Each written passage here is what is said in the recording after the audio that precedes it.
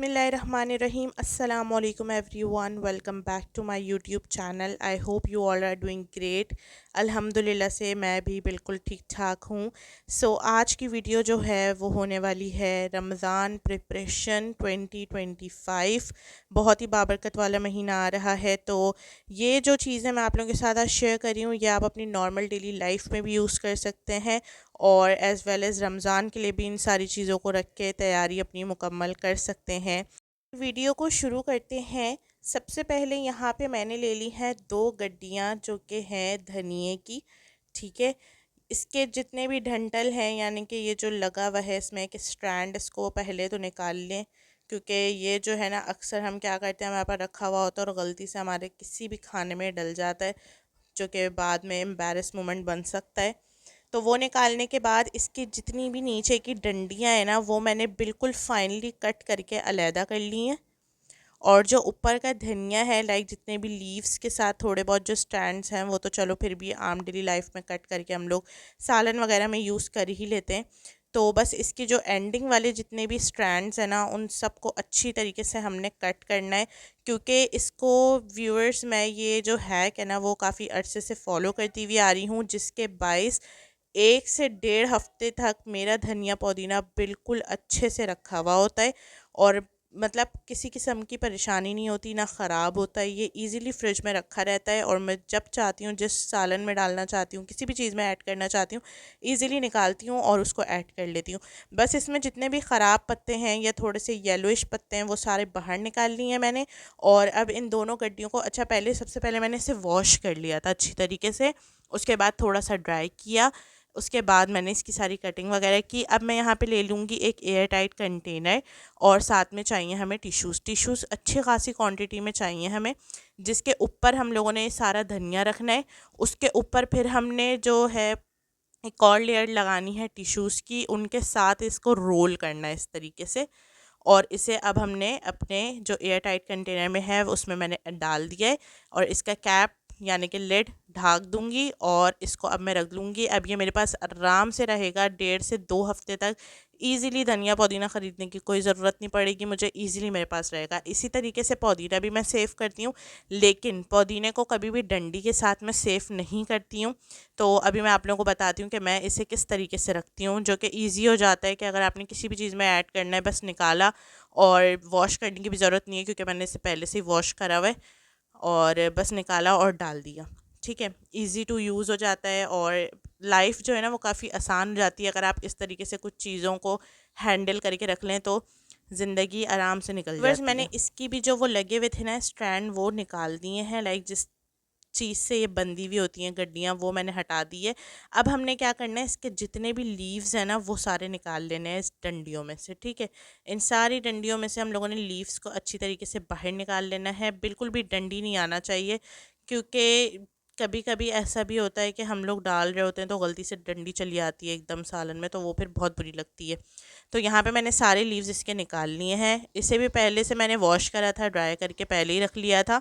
अच्छा, अब जो है हम लोगों ने वही सेम टेक्निक करनी है कि टिश्यू पेपर काफ़ी ज़्यादा अमाउंट में ले रहे हैं, उसके अंदर ये लीव्स को रखना है और फिर फोल्ड करके आपने, लाइक मैंने इस अच्छी तरीके से लाइक एयर टाइट कंटेनर में करके रख दिया था।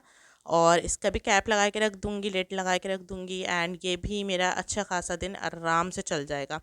अब नेक्स्ट चीज़ जो आती है वो है मेक एंड फ्रीज़। ठीक है, शामी कबाब, जो कि आप सबको पता है कि रमज़ानों में कितनी ज़्यादा इसकी ज़रूरत पड़ती है। अक्सर सहरी में गैस नहीं होती, तो अगर आप लोग मेरे व्लॉगिंग चैनल को भी ज्वाइन आप लोगों ने किया हुआ है तो आप लोगों को पता होगा कि जब मैं रोज़े वगैरह रखती हूँ तो इजीली मैं कबाबों को पहले से फ्राई करके रात में रख देती हूँ। जस्ट माइक्रोवेव ओवन में मैं सुबह गर्म करती हूँ सहरी के वक्त और इसे इंजॉय कर लेती हूँ शेरमाल के साथ। तो शामी कबाब तो इतने ज़्यादा इंपॉर्टेंट है ना रमज़ानों में कि मैं आप लोगों को क्या बताऊँ, कभी गैस ना हो कभी कुछ ना हो, तो बस शामी कबाब निकाले, फ्राई कर लिए। कोई मेहमान आ रहा है इफ्तार के टाइम पे, इफ्तार पार्टी में भी आप लोग रख सकते हैं ईज़िली। तो बस यहाँ पर अच्छा, दराज के ऊपर एज़ वेल एज़ और भी जगहों पे लाइक लोकल मार्केट्स में बहुत ज़्यादा ये यूटेंसिल्स चल गए, जो कि आजकल इजीली मिल जाते हैं, जिनसे कबाब बनाना बहुत इजी हो जाता है। तो अगर आप लोगों को ये मंगवाने हो, वैसे तो मैंने दराज से ऑर्डर करे थे, लिंक मैं नीचे डिस्क्रिप्शन बॉक्स में लगा दूँगी, अगर आप लोगों ने मंगवाने हो तो जाके ख़रीद सकते हैं दराज से। अच्छा, यहाँ पे जो है ये जो थैलियाँ होती हैं ना, ये होती हैं दूध वाली थैली। ठीक है, जिसके अंदर दूध आता है अक्सर घरों में, और इसमें खाना भी बांधा जाता है। तो आप लोग समझ गए होंगे कौन सी थैलियाँ हैं देख के। तो इसको ना मैंने एंड से कट कर दिया है, साथ में इसको सेंटर में से कट कर दिया है, तो ये कुछ इस तरीके की शीट टाइप बन गई है। ठीक है, रैपिंग शीट इसलिए नहीं लगा रही क्योंकि वो बिल्कुल चिपक जाती है, तो कबाब निकालना बहुत मुश्किल हो जाएगा, इसलिए मैंने ये वाली थैली का यूज़ करा है। अब मैं इसमें एक और लेयर लगाऊंगी, फिर मैं इसको पलट के रख दूंगी, फिर मैं एक और लेयर लगा के कबाब अपने फ्रीज़ कर लूँगी। और व्यूवर्स, कबाब की अगर आप लोगों को रेसिपी चाहिए तो वो ऑलरेडी मेरे चैनल पे अपलोड है, तो जाके नीचे नीचे करेंगे आप लोगों को इजीली मिल जाएगी शामी कबाब की रेसिपी। उसे भी एयर टाइट कंटेनर में करके मैंने रख दिया है, और ये भी मैं आराम से यूज़ कर लूँगी शामी कबाब अपने रमज़ान में। नेक्स्ट जो चीज़ आती है, जो कि हम लोग अक्सर डेली लाइफ में भी करके रख रहे होते हैं और रमज़ानों में भी करके रखते हैं, वो है जी हरा मसाला, जो कि रायते के लिए, इवन दो चटनी के लिए बहुत ज़रूरी होता है। तो इसके लिए मैंने सबसे पहले हैंडफुल ऑफ ग्रीन चिलीज़ को मैंने अच्छी तरीके से बारीक पीस लिया है ब्लेंडर जग के अंदर। ठीक है, अब मैं इसमें ऐड करूँगी तकरीबन 1 से 1.5 गड्डी धनिए की। ठीक है, आप लोग पुदीना भी डाल सकते हैं अगर आप लोग को पसंद है, लेकिन मैं सिर्फ हरे मसाले में धनिया और हरी मिर्चों को अच्छी तरीके से इनको पीसूँगी, थोड़े से पानी ऐड करने के बाद, थोड़ा सा इसमें पानी ऐड करूँगी, और फिर कैप लगा के इसको अच्छी तरीके से ब्लेंड कर लूँगी। इसका स्मूथ गाढ़ा सा पेस्ट बन जाएगा। ठीक है, तो वो अक्सर मैं अपनी हरी चटनी जब बनाती हूँ तो फिर मैं उसमें भी यूज़ कर लेती हूँ, एज़ वेल एज़ दही के रायते में भी यूज़ कर लेती हूँ।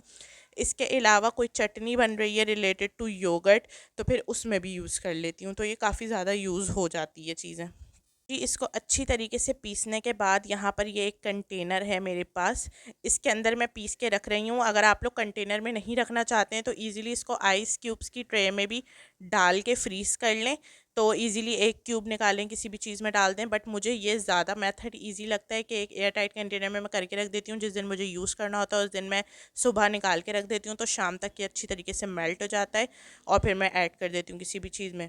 तो ये भी हो गया, इसे भी मैं फ्रीज़ करके रख दूँगी, और मेरी रमज़ान की छुट्टी हो जाएगी हरी चटनी की। और इसके अलावा मैंने इमली को भी जो है वो अच्छी तरीके से धो के गूदा उसका निकाल के, पल्प निकाल के, वो भी डीप फ्रीज़ करके रख दिया है ऑलरेडी।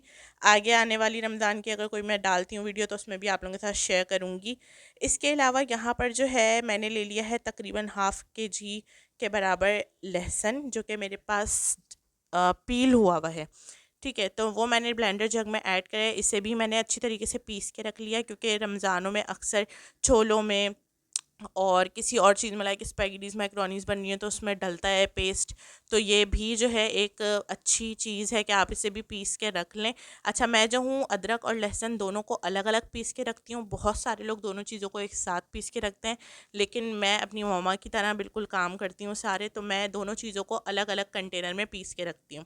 और कंटेनर्स आप लोगों को ये वाले तो ईजिली मिल जाएंगे ट्रांसपेरेंट कहीं से भी। इसके अलावा कुछ घर के कंटेनर्स में रख देती हूँ, तो इस तरीके से मैं इन सारी चीज़ों को सेव करती हूँ।